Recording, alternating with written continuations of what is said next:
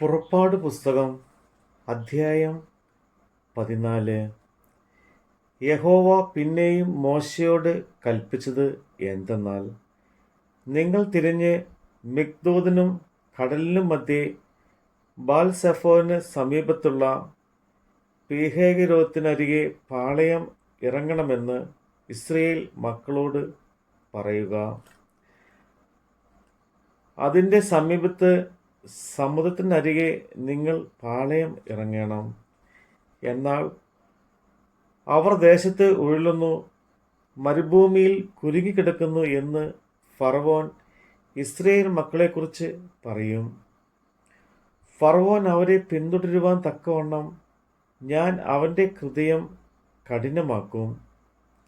ഞാൻ യഹോവയാകുന്നു എന്ന് മിസ്രയീമ്യർ അറിയേണ്ടതിന് ഫറവോനിലും അവൻ്റെ സകല സൈന്യങ്ങളിലും ഞാൻ എന്നെ തന്നെ മഹത്വപ്പെടുത്തും. അവർ അങ്ങനെ ചെയ്തു. ജനം ഓടിപ്പോയി എന്ന് മിസ്രയീം രാജാവിന് അറിവ് കിട്ടിയപ്പോൾ ജനത്തെ സംബന്ധിച്ച് ഫറവോൻ്റെയും അവൻ്റെ ഭൃത്യന്മാരുടെയും മനസ്സ് മാറി. ഇസ്രായേലിനെ നമ്മുടെ അടിമവേലയിൽ നിന്ന് വിട്ടയച്ച് കളഞ്ഞുവല്ലോ, നാം ഈ ചെയ്തത് എന്ത് എന്ന് അവർ പറഞ്ഞു. പിന്നെ അവൻ രഥം കെട്ടിച്ചു, പടജനത്തെയും വിശേഷപ്പെട്ട 600 രഥങ്ങളെയും മിസ്രയീമിലെ സകല രഥങ്ങളെയും അവയ്ക്ക് വേണ്ടുന്ന തേരാളിയെയും കൂട്ടി. യഹോവ മിസ്രയീമിൻ രാജാവായ ഫറവോൻ്റെ ഹൃദയം കഠിനമാക്കിയതിനാൽ അവൻ ഇസ്രായേൽ മക്കളെ പിന്തുടർന്നു. എന്നാൽ ഇസ്രായേൽ മക്കൾ യുദ്ധസന്നദ്ധരായി പുറപ്പെട്ടിരുന്നു. ഫറവോൻ്റെ എല്ലാ കുതിരയെയും രഥവും കുതിരപ്പടയും സൈന്യവുമായി മിസ്രയീമ്യർ അവരെ പിന്തുടർന്നു. കടൽക്കരയിൽ ബാൽസെഫോന് സമീപത്തുള്ള പീഹഹിരോത്തിന് അരികെ അവർ പാളയമിറങ്ങിയിരിക്കുമ്പോൾ അവരോട് അടുത്തു. ഫറവോൻ അടുത്ത് വരുമ്പോൾ ഇസ്രായേൽ മക്കൾ തല ഉയർത്തി മിസ്രയീമ്യർ പിന്നാലെ വരുന്നത് കണ്ട് ഏറ്റവും ഭയപ്പെട്ടു. ഇസ്രായേൽ മക്കൾ യഹോവയോട് നിലവിളിച്ചു. അവർ മോശയോട്, മിസ്രയീമിൽ ശവക്കുഴി ഇല്ലാഞ്ഞിട്ടോ നീ ഞങ്ങളെ മരുഭൂമിയിൽ മരിപ്പാൻ കൂട്ടിക്കൊണ്ടു വന്നത്? നീ ഞങ്ങളെ മിസ്രയീമിൽ നിന്ന് പുറപ്പെടുവിച്ചതിനാൽ ഞങ്ങളോട് ഈ ചെയ്തത് എന്ത്? മിസ്രയീമ്യർക്ക് വേല ചെയ്യുവാൻ ഞങ്ങളെ വിടണമെന്ന് ഞങ്ങൾ മിസ്രയീമിൽ വെച്ച് നിന്നോട് പറഞ്ഞില്ലയോ? മരുഭൂമിയിൽ മരിക്കുന്നതിനേക്കാൾ മിസ്രയീമിലേക്ക് വേല ചെയ്യുന്നതായിരുന്നു ഞങ്ങൾക്ക് നല്ലത് എന്ന് പറഞ്ഞു. അതിന് മോശ ജനത്തോട്, ഭയപ്പെടേണ്ട, ഉറച്ചു നിൽപ്പിൻ. യഹോവ ഇന്ന് നിങ്ങൾക്ക് ചെയ്യുവാനിരിക്കുന്ന രക്ഷ കണ്ടുകൊള്ളുവിൻ. നിങ്ങൾ ഇന്ന് കണ്ടിട്ടുള്ള മിസ്രയീമ്യരെ ഇനി ഒരു നാളും കാണുകയില്ല. യഹോവ നിങ്ങൾക്ക് വേണ്ടി യുദ്ധം ചെയ്യും.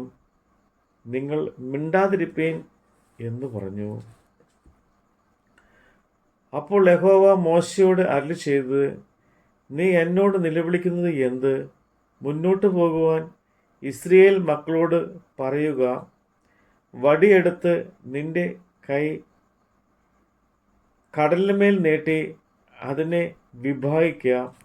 ഇസ്രായേൽ മക്കൾ കടലിൽ നടുവേ ഉണങ്ങിയ നിലത്തുകൂടി കടന്നുപോകും. എന്നാൽ ഞാൻ മിസ്രയീമ്യരുടെ ഹൃദയത്തെ കഠിനമാക്കും. അവർ ഇവരുടെ പിന്നാലെ ചെല്ലും. ഞാൻ ഫറവോനിലും അവൻ്റെ സകല സൈന്യത്തിലും അവൻ്റെ രഥങ്ങളിലും കുതിരപ്പടയിലും എന്നെ തന്നെ മഹത്വപ്പെടുത്തും. ഇങ്ങനെ ഞാൻ ഫറവോനിലും അവൻ്റെ രഥങ്ങളിലും കുതിരപ്പടയിലും എന്നെ തന്നെ മഹത്വപ്പെടുത്തുമ്പോൾ ഞാൻ യഹോവയാകുന്നു എന്ന് മിസ്രൈമ്യർ അറിയും. അനന്തരം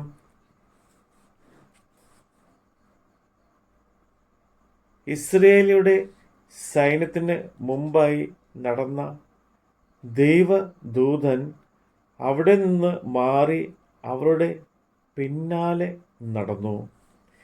മേഘസ്തംഭവും അവിടെ മുമ്പിൽ നിന്ന് മാറി പിമ്പിൽ പോയി നിന്നു. രാത്രി മുഴുവനും മിസ്രൈമ്യരുടെ സൈന്യവും ഇസ്രയേലുടെ സൈന്യവും തമ്മിൽ അടുക്കാതെ വണ്ണം അത് അവരുടെ മധ്യേ വന്നു.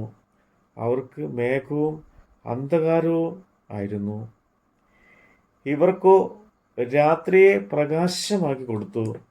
മോശ കടലിന്മേൽ കൈനീട്ടി യഹോവ അന്ന് രാത്രി മുഴുവനും മഹാശക്തിയുള്ള ഒരു കിഴക്കൻ കാറ്റുകൊണ്ട് കടലിനെ പിൻവാങ്ങിയിട്ട് ഉണങ്ങിയ നിലമാക്കി.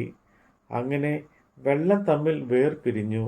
ഇസ്രയേൽ മക്കൾ കടലിൻ്റെ നടുവിൽ ഉണങ്ങിയ നിലത്തുകൂടി നടന്നുപോയി.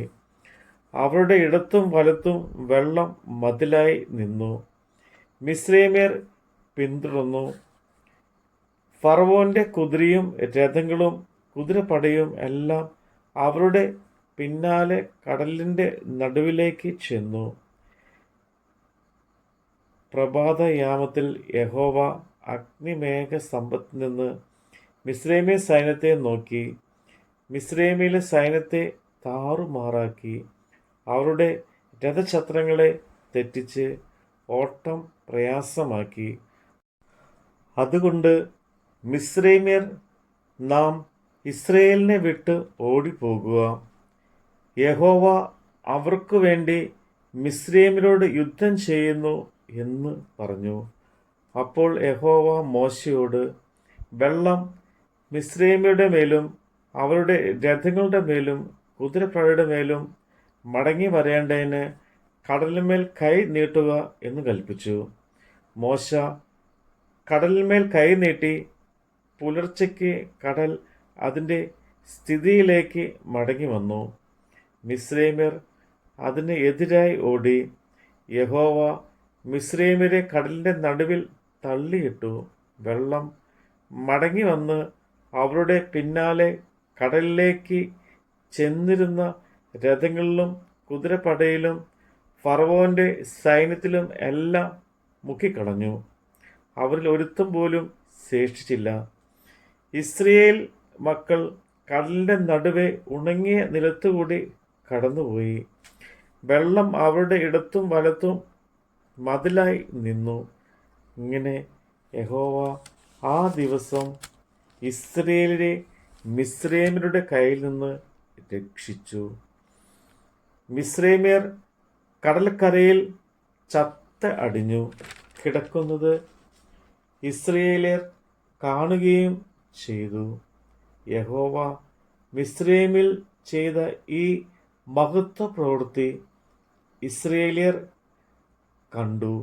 ജനം യഹോവയെ ഭയപ്പെട്ട് യഹോവയിലും അവൻ്റെ ദാസനായ മോശയിലും വിശ്വസിച്ചു. നമ്മുടെ കർത്താവിൻ്റെ വചനമാണ് നമ്മൾ കേട്ടത്.